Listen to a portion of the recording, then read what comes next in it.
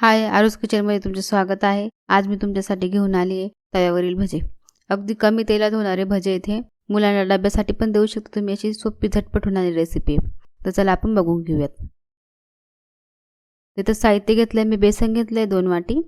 हे बघा ह्या वाटीने घेतले मी 2 वाट्या। तर इथे घेतले मी ओवा, हळद, कांदा बारीक चिरलेला, मीठ, मिरची पावडर आणि कोथिंबीर। तर सर्वात प्रथम आपण ओवा हातावर घेऊन असा क्रश करून टाकणार आहोत आणि बाकीचं सगळं सामान आपण याच्यात टाकून घेऊयात। चवीनुसार मीठ टाकते आणि हे मिक्स करून घेऊयात। हे बघा या पद्धतीने मिक्स करून त्यामध्ये टाकूया आपण पाणी। तर हे सगळं आपण आता मिक्स करून घेणार आहोत। हे बघा या पद्धतीने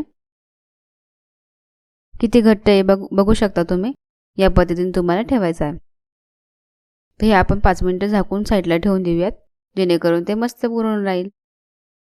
आता इथे घेतलाय मी तवा। तव्यावर थोडंसं तेल टाकते 1 चम्मच आणि ते आपल्याला असं पसरवून घ्यायचे।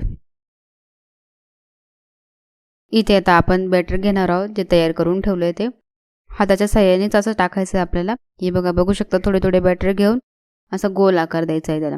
जितक्या साईजचं तुम्हाला भजी पाहिजे तेवढे तुम्ही बॅटर घेऊन असे गोल आकार देऊ शकता। ते बघा 2 ते 3 मिनिटं आपण ठेवायचं आहे आणि पलटून घ्यायचं याला। 2 ते 3 मिनिटं झाली आहेत। बघू शकता असे वर आलेत भजे मस्त फुगून। आणि गॅस कमी ठेवायची आपल्याला। गॅस कमी ठेवल्याने काय होईल ती मधून कच्ची नाही राहणार। गोल्डन ब्राऊन कलर आला याला। याच पद्धतीने सगळे मी पलटून घेते। तिथे सर्व भजी मी पलटून घेतले आहेत। तर 2 ते 3 मिनिटं आपण या साईडने भजी आपण भाजून घेऊयात।